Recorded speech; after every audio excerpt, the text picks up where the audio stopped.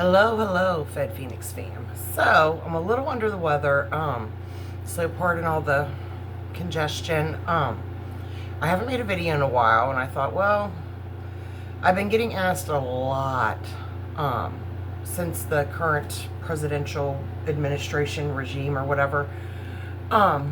People are saying that they're under the impression that now is a really good time to file for clemency, right? And they're saying this because when clemencies were various forms of clemency, mostly just full-on presidential pardons, were being handed out left and right to celebrities and people that, obviously donated very high amounts of money to the current, president's campaign, or people that paid to be at the $1 million dinner. They're finding that these people's loved ones are getting all these pardons left and right. And when that person was asked about, how many people are you going to really pardon? Gosh, you're pretty quick with it. And he said, and throw out a number, 100,000, 50,000. I don't know what the exact number was.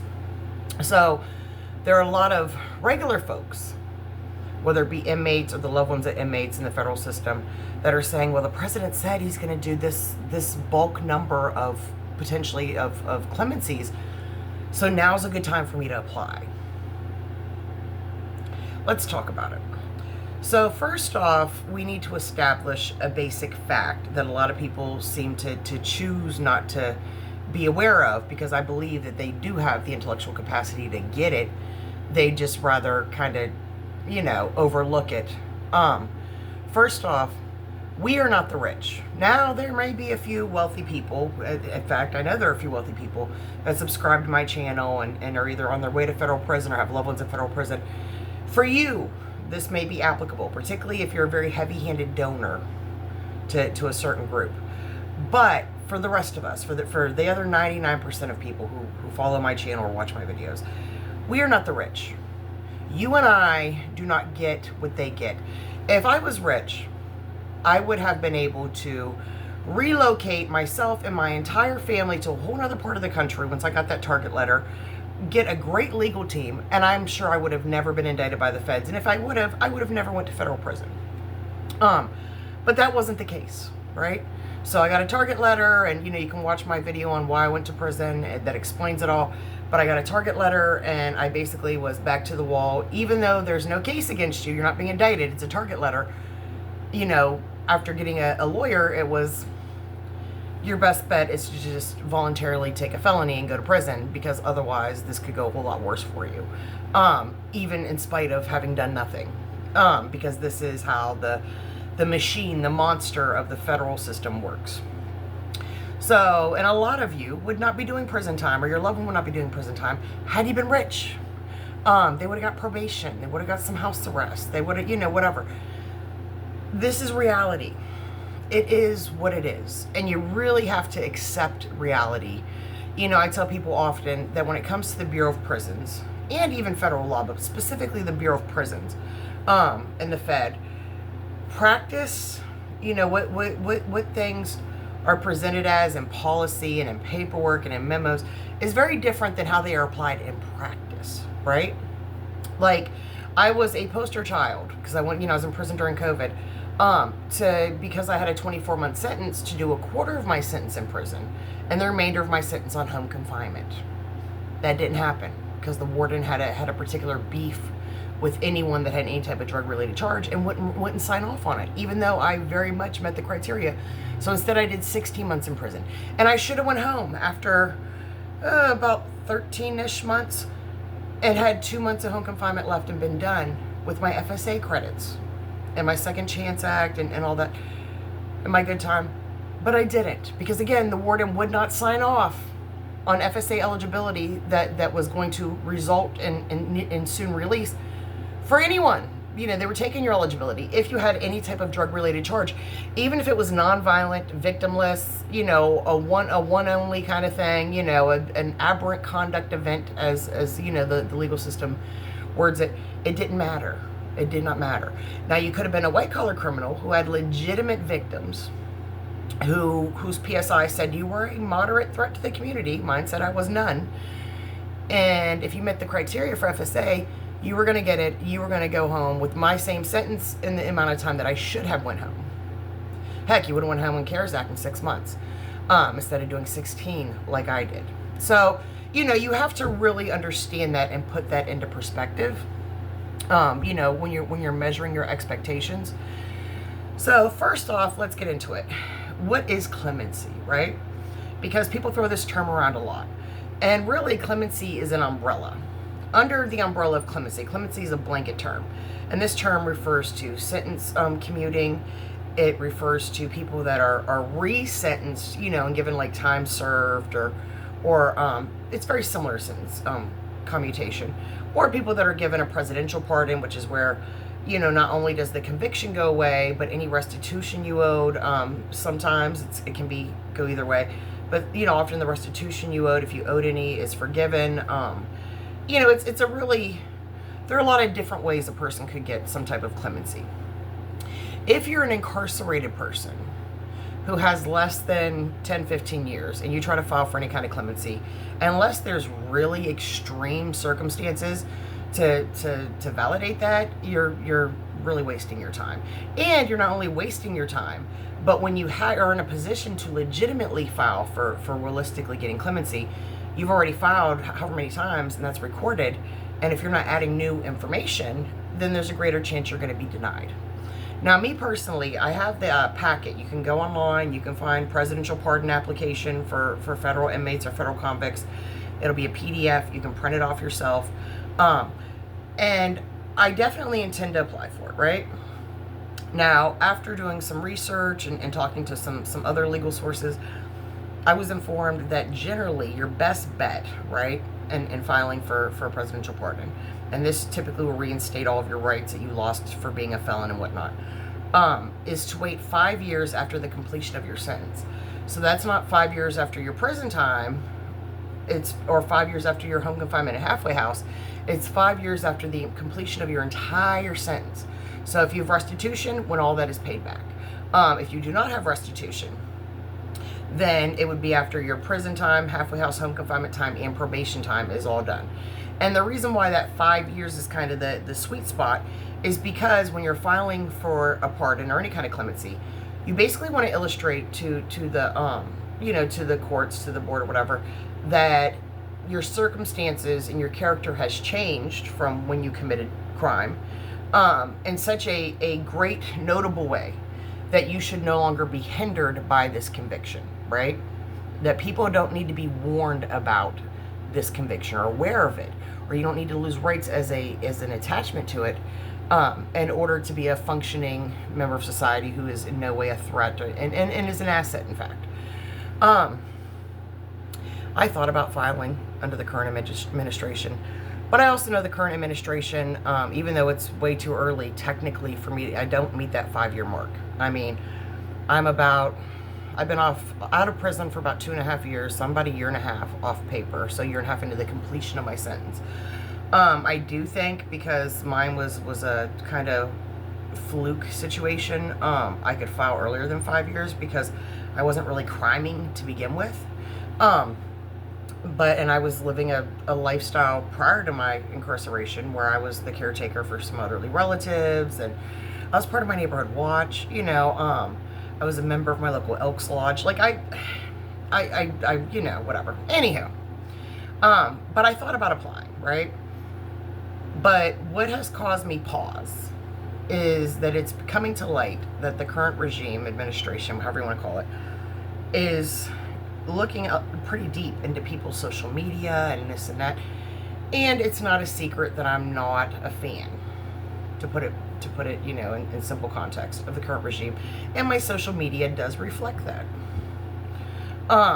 And I really think that I would be denied that if they, gave it a decent look over, which I would imagine they would, that it would be denied. And then the problem with that is, in the future, when I would apply again, because you can apply as much as you want, but if you talk to anyone who works in federal law or whatever, has experienced these things, they'll tell you do not, reapply more than annually, because you don't want to basically be a bothersome annoyance to the the clemency pardon process, because people don't like that, and you need to be your argument needs to be solid as to why you should get it, and you need to come across in a way that makes the people reviewing your paperwork go, I like her, I think this is a good one, I think it's a good thing to give her this or to give him this. And the reality is, what I would put in it now, including reference letters and whatever from people in my community, is the same thing I'd be putting in it if I reapplied 3 years from now. And when you've applied and been denied, and then if you reapply and you're not adding new information or a stronger argument for it to be granted, the chances of it being denied are again much higher. So it's just something to think about. Personally, I've decided that I'm going to wait until the next sitting president, at least, so about 3 years. And that puts me pretty close to that 5-year mark, that ideal point too. And then I'm going to apply for presidential pardon. But now if you want to do it, I'm not stopping you. But what I will say is, my understanding is, once you apply and you're denied, that there's record kept of that. That's not just put through a paper shredder. So if you reapply and are denied, and they see that the new application basically says the same thing as the old application, the chances of you just being an easy, quick denial is pretty freaking high. So unless you're a person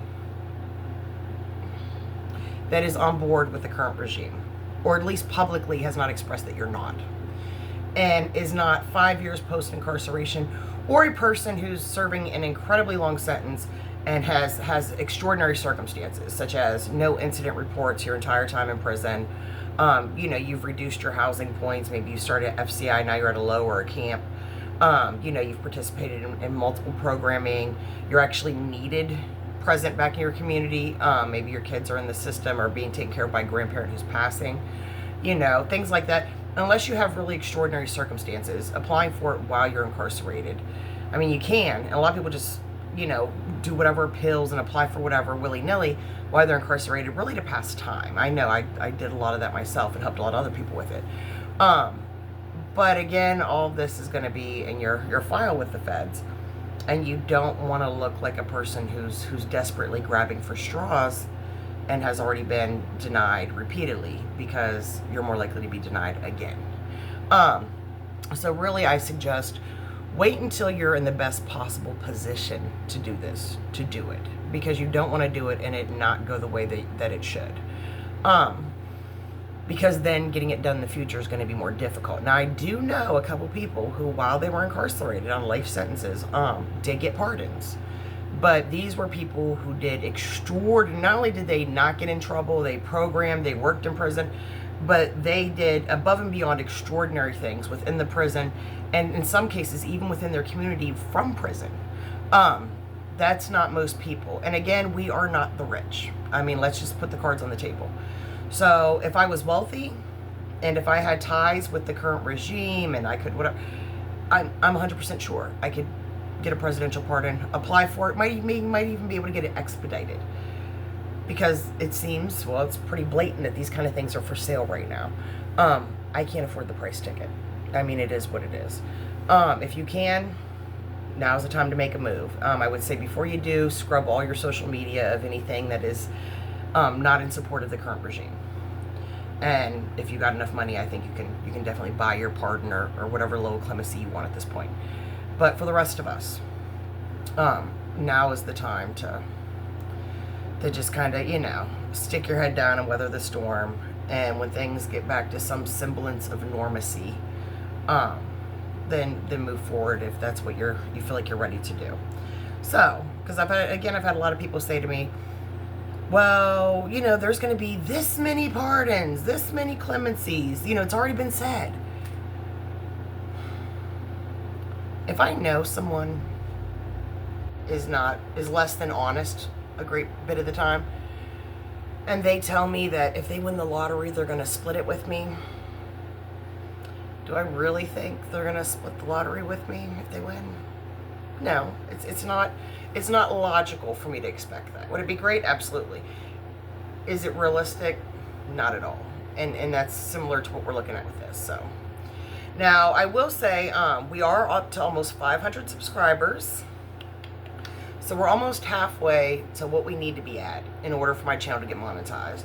And we are all struggling in this economy. So, it's nothing special that I certainly would look forward to that and benefit from that, in the event that that ever happens. And would, be incredible. But in the meantime, I'm grateful that 470 something people find my videos informative enough or entertaining enough or whatever to take time out of their day to subscribe. And I do truly appreciate every single one of you. Now, I always put my Cash App, Venmo, and PayPal in the description of the videos in case you'd like to donate to the channel, which at this point, more often than not, is really you're just, helping me afford groceries and bills to survive at this point. But I do have a different Cash App than I used to have. Funny story, I'll make it really short. So, most of you know I'm not really good with the technology, hence why my videos are very rough and whatever. Anywho, and there was this pay pig thing. You share your Cash App and somebody magically might send you money. On TikTok, I put up a picture of myself and my Cash App. Somebody sent me a couple of dollars. It was literally like $50, for which I was, thank you. Then the person messages me, asked if I create content. I said, yeah, but you probably wouldn't be interested. It's YouTube, and it's, prison and federal law related. And they were like, no, content. Well, I'm sure you can imagine how this conversation proceeded. And I was like, no, F off. And then they said, well, send me my money back. And I said, no, you're a creep and a weirdo.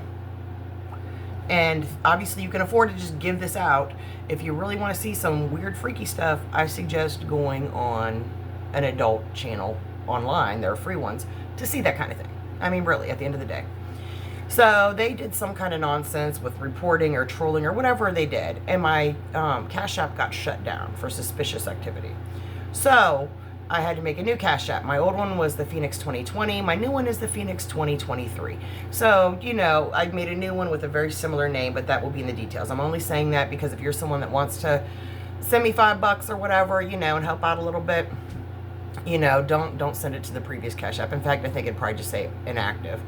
There'll also be links to the merch line if you'd like to buy a FedPhoenix hoodie or coffee cup. Show your support for people, all people being treated as people. That includes defendants, that includes inmates, that includes the loved ones of these people. Or, if you want to just represent the FedPhoenix fam. We are a semi-exclusive little club. So definitely if you're wearing your FedPhoenix t-shirt in Walmart, there will certainly be a few people who might be like, oh, I know who that is, and oh, I love her, or whatever, I hope. So anyway, with that, I just wanted to touch on Clemency's real quick and let y'all know where my educated opinion was on it. So, good day. God bless.